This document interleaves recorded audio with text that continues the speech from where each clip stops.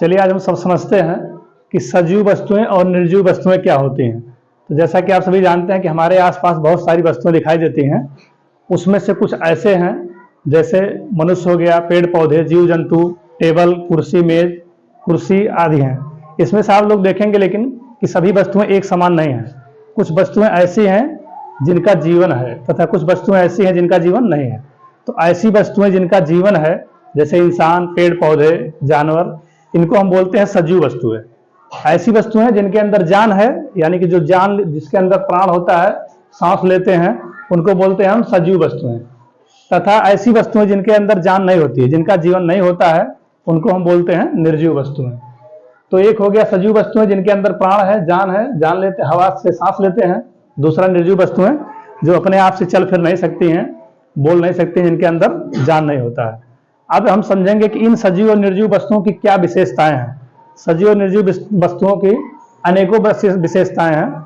जैसे सजीव और निर्जीव वस्तुओं की अनेकों विशेषताएं हैं। जैसे नंबर 1 है, सजीव वस्तुएं गति करती हैं। सजीव वस्तुएं क्या होती हैं? गति करती हैं। जैसे पेड़ पौधे, इंसान हो गए, जानवर हो गए। इंसान जानवर को आपने देखा होगा गति करते हुए। कुछ पेड़ पौधे भी, जैसे सूर्यमुखी का आप पेड़ देखे होंगे, ये सूर्य जिस तरफ रहता है उस तरफ क्या होता है? गति करता है। जबकि नॉन लिविंग थिंग्स यानी कि जो निर्जीव वस्तुएं हैं ये गति नहीं करती हैं। जैसे ये पुस्तक टेबल पड़ा हुआ है, ये तब तक वहीं रहेगा जब तक हम इसको उठा के कहीं और जगह ना कर दें, दूसरी जगह पर। तो इस तरह से क्या होता है, सजीव वस्तुएं क्या होती हैं? दूसरा पॉइंट था, सजीव वस्तुएं क्या है? पहला पॉइंट, गति करती हैं। दूसरा बिंदु है कि सजीव वस्तुओं को जल व भोजन की आवश्यकता होती है। क्या होती है? सजीव वस्तुओं को जल व भोजन की आवश्यकता होती है, क्योंकि सजीव वस्तुओं को वृद्धि के लिए जल और भोजन की सख्त आवश्यकता है। जबकि इस क्षेत्र में निर्जीव वस्तुओं की किसी प्रकार के जल और भोजन की आवश्यकता नहीं है। जैसे आप देखेंगे इंसान है, पेड़ पौधे, जानवर है, तो इनको पानी चाहिए, खाना चाहिए, भोजन चाहिए जिंदा रहने के लिए। इसी क्षेत्र में इसके अलग आप देखेंगे, मान लिया कोई जानवर प्लास्टिक का है, गुड़िया है, तो उसके लिए क्या हो गया? उसको जल की आवश्यकता नहीं। कभी किसी गुड़िया को, किसी प्लास्टिक खिलौने को आपने देखा नहीं होगा कि वो भोजन कर रही हो या पानी पी रहा हो। तो इसकी किसकी आवश्यकता है? सजीव वस्तुओं में किसकी आवश्यकता है? जल और भोजन की सख्त आवश्यकता है। नंबर तीसरा पॉइंट हमारा है कि सजीव वस्तुएं वृद्धि करती हैं। सजीव वस्तुओं को आपने हमेशा देखा होगा कि इनका विकास होता है, वृद्धि करती हैं। जैसे इंसान पहले छोटा शिशु रहता है, उसके बाद क्या हुआ? बड़ा होकर थोड़ा बच्चा बना और बड़ा लड़का बना, फिर युवा बन गया, उसके बाद वृद्ध हो गया। तो ये प्रक्रिया चलती है। पेड़ों में आप देखे होंगे, छोटा बीज है, अंकुरित हुआ, पेड़ बना, छोटा पेड़, फिर बड़ा पेड़ बन के बहुत सारा विशाल पेड़ बन जाता है। जबकि इसके विपरीत निर्जीव वस्तुओं में कोई भी वृद्धि और विकास नहीं होता है। निर्जीव वस्तुएं आप देखेंगे, कुर्सी इतने बड़ा है, कभी आप नहीं देखेंगे कुर्सी छोटा हुआ, फिर बड़ा हुआ, फिर बड़ा होता गया। ऐसा नहीं है, जितना बड़ा है टेबल है उतना बड़ा ही रहता है। लेकिन इंसान या जानवर या पेड़ पौधे क्या होती है? वृद्धि होती है।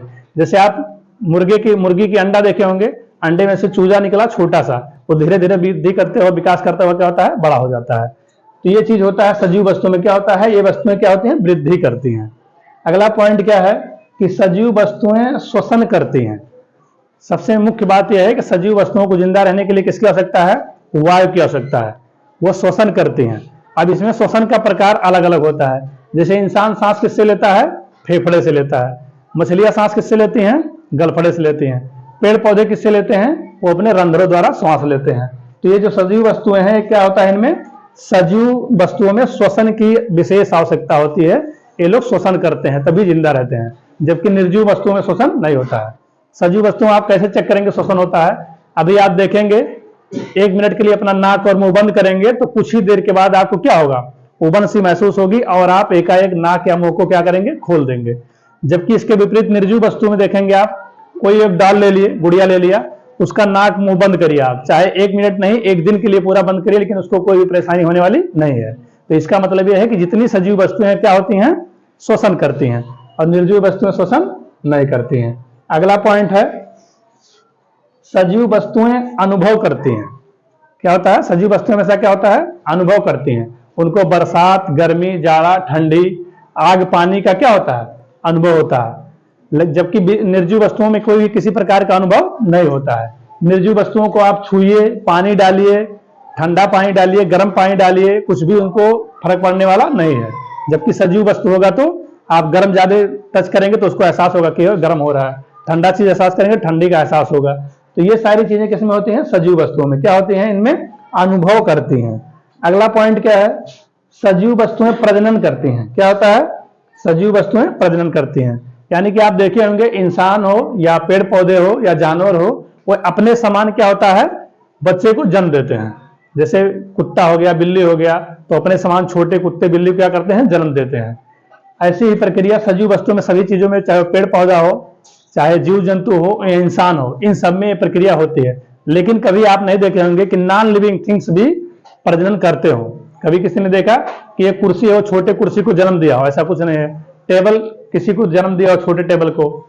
पेन कभी छोटे पेन को जन्म दिया। यानी कि इस प्रकार की प्रक्रिया, यानी कि प्रजनन की प्रक्रिया निर्जीव वस्तुओं में कभी नहीं होती है।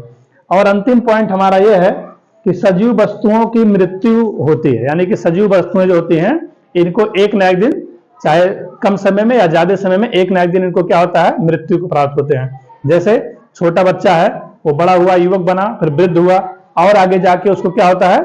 एक सीमित समय, निश्चित समय में उसकी क्या होती है? मृत्यु हो जाती है। जबकि नॉन लिविंग थिंग्स यानी कि निर्जीव वस्तुओं का कोई भी मृत्यु नहीं होता है, वो वैसे ही पड़ी रहती हैं, उनका कोई भी मृत्यु नहीं होता है। तो ये हमारा है सजीव वस्तुएं, निर्जीव वस्तुएं।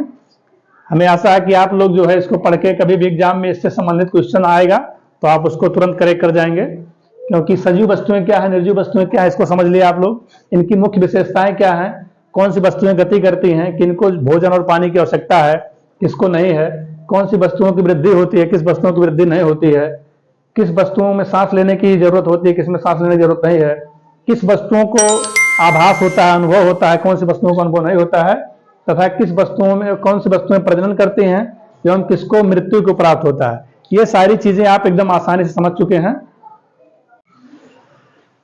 तो हमें आशा है कि आप सभी सजीव और निर्जीव वस्तुओं के बारे में आसानी समझ गए होंगे और इससे संबंधित आने वाले परीक्षाओं में आप लोग किसी भी क्वेश्चन को छोड़ेंगे नहीं। चलिए मिलते हैं अगली वीडियो में। Best of luck. Thank you.